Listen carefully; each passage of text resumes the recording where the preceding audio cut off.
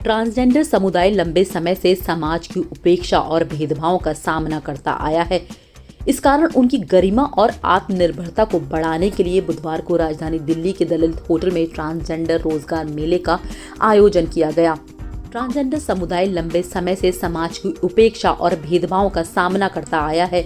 इसी कारण उनकी गरिमा और आत्मनिर्भरता को बढ़ाने के लिए बुधवार को राजधानी दलित होटल में ट्रांसजेंडर रोजगार मेले का आयोजन किया गया। ये आयोजन ट्वीट फाउंडेशन की तरफ से किया गया, जिसमें देश भर से ट्रांसजेंडर प्रतिभागी नौकरी के लिए पहुंचे। कार्यक्रम का शुभारंभ केंद्रीय सामाजिक न्याय और अधिकारिता मंत्री डॉक्टर वीरेंद्र कुमार ने दीप प्रज्वलन कर किया। मेले में देश की कई प्रतिष्ठित कंपनियों ने भाग लिया, जिन्होंने मौके पर साक्षात्कार लेकर ट्रांसजेंडर प्रतिभागियों की योग्यता के आधार पर नौकरी के प्रस्ताव दिए। हमें भी सम्मानपूर्ण जीने का अधिकार है और हम अपने बलबूते पर कुछ करना चाहते हैं। कुछ कंपनियों ने हमारा साक्षात्कार किया, उनमें से कई कंपनियों को मेरी स्किल पसंद आई। उम्मीद है मुझे एक अच्छे संस्थान में पहचान मिलेगी, ये कहा अंकिता सिंह, ट्रांसजेंडर, हैदराबाद। आइए आपको दिखाते हैं और क्या कहा वहाँ मौके पर मौजूद ट्रांसजेंडर प्रतिभागियों ने। ये इवेंट हम तीसरे साल अभी ऑर्गेनाइज कर रहे हैं। ट्रांसजेंडर एम्प्लॉयमेंट मेला इसलिए ज़रूरी है कि ट्रांसजेंडर कम्युनिटी को मेन स्ट्रीम सोसाइटी में जॉब नहीं मिलते, उनका एजुकेशन कंप्लीट नहीं होता हरेसमेंट की वजह से, और एक विशेष सर्कल में वो फंस चुके हैं करके। जॉब, शिक्षा नहीं है, शिक्षा नहीं इसलिए जॉब नहीं है, इसकी वजह से उनका फाइनेंशियल डिपेंडेंसी लो है, पॉवर्टी के साथ जी रहे हैं। तो मेन मुख्य मुद्दा क्या है? अगर हमको सामाजिक स्तर पे लाना है, ऑनरेबल सुप्रीम कोर्ट ने भी ये बात बताई है, ट्रांसजेंडर एक्ट भी यही बात बताता है कि ट्रांसजेंडर को मुख्य स्तर पे लाना है। जैसे महिला पुरुष जीते हैं वैसे ट्रांसजेंडर भी जीना चाहिए। तो उसके लिए हमको क्या ज़रूरी है कि उनको ऐसा प्रावधान किया जाए ताकि वो भीख ना मांगे, ताकि वो सेक्स वर्क ना करे, ताकि वो गलत कामों में ना पड़े और उनका कोई फ़ायदा ना उठाए यंग बच्चों का। इसीलिए हम ये सब कर रहे हैं ताकि लोगों को शिक्षा मिले, एजुकेशन मिले, एम्प्लॉयमेंट मिले और वो अपना सर ऊंचा के जिए ये सब समाज में। कितने लोग आपके साथ इसमें जुड़े हैं, आपकी ट्रांसजेंडर कम्युनिटी? अभी हमारे साथ जो हमारा ऑर्गेनाइजेशन है उसके साथ 3000 से भी ज़्यादा लोग जुड़े हुए हैं, और वो महाराष्ट्र में, दिल्ली एनसीआर में, सब जगह और इंडिया के अलग अलग जगह पे फैले हुए हैं। और हम बहुत समय से ये काम कर रहे हैं करके, और ट्रांसजेंडर के जैसे हेल्थ इश्यूज़ है, ट्रांसजेंडर के स्किलिंग इश्यूज़ है, प्लेसमेंट इश्यूज़ है, शेल्टर इश्यूज़ है, इन सभी के ऊपर हम काम करते। 3000 तो हम सर्विस कर रहे हैं, बट ऑनलाइन तो हम 30-40 हज़ार के भी ऊपर ट्रांसजेंडर के साथ जुड़े हुए हैं, उनके साथ सक्षम तरीके से काम कर रहे हैं।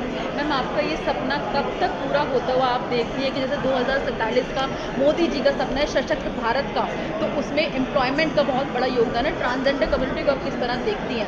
मैं जब पैदा हुई थी ना, तब मुझे पता नहीं था कि गवर्नमेंट ऑफ इंडिया ट्रांसजेंडर को पद्मश्री दिया।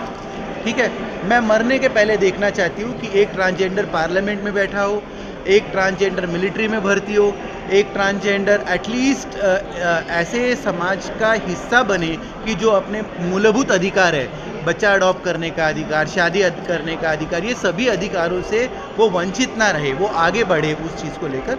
और इसीलिए हमारा कार्यक्रम चल रहा है करके आज की तारीख में। और क्या पता आने वाले दिनों में शायद एक कैबिनेट मिनिस्टर भी ट्रांसजेंडर हो, और उसी के लिए हम सब ये काम कर रहे हैं करके, कि हम पहल इसीलिए कर रहे हैं ताकि हम ये चाहते हैं कि कोई भी बच्चा सिग्नल पे भीख ना मांगे। हम ये चाहते हैं कि कोई भी बच्चा अपने माँ बाप के घर से निकाला ना जाए। हम ये चाहते हैं कि किसी भी बच्चे के ऊपर गलत तरीके का रेप ना हो। हम ये चाहते हैं कि कोई भी Hi, my name is Deepika, and today there was one of the event was organized by one of the community based organisation called Tweet Foundation, और ट्वीट फाउंडेशन की मैं बोर्ड मेंबर भी हूँ। और हम लोगों ने यहाँ पर जो इवेंट में डिस्कशन किया, टॉपिक पे बात हुआ, वो ये बात हुआ कि ट्रांसजेंडर कम्युनिटी को एम्प्लॉयमेंट में कैसे लिया जाए, उनके लिए कौन से प्रावधान होने चाहिए, किन चीज़ों का ध्यान रखना चाहिए।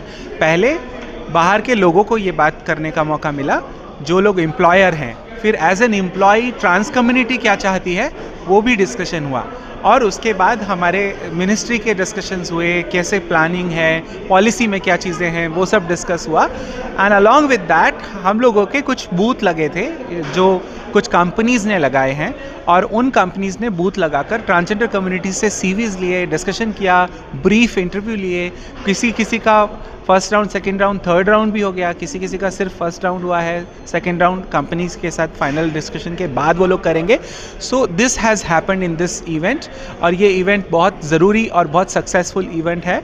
और ये ज़रूरी इसीलिए है क्योंकि ट्रांस कम्युनिटी को एम्प्लॉयमेंट देने की बात करते हैं, जो कि इंक्लूसिविटी के लिए बहुत बड़ा कदम है. तो उसकी शुरुआत यहाँ से की गई है और पिछले 3 सालों से ये इवेंट हो रहा है और अगले कई सालों तक हम ये करने वाले हैं.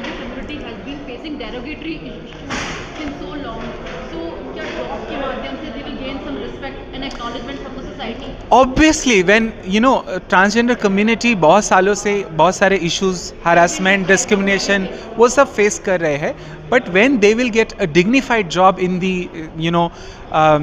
society and in irrespective of their gender identity, if they will get job and they will get respect and they will get equal opportunity to work, definitely they will get equality.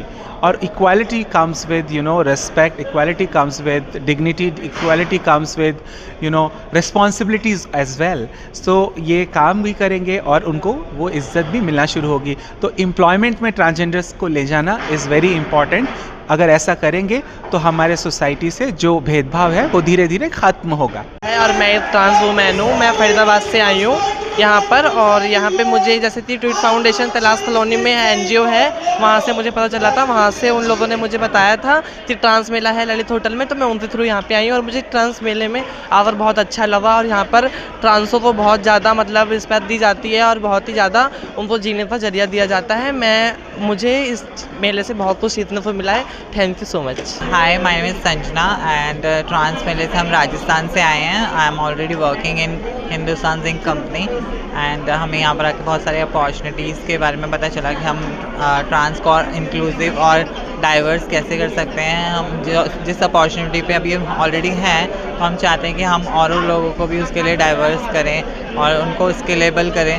वो लोग और skill अपने आप के develop करेंगे तो उनको already मतलब they can get the job in right platform.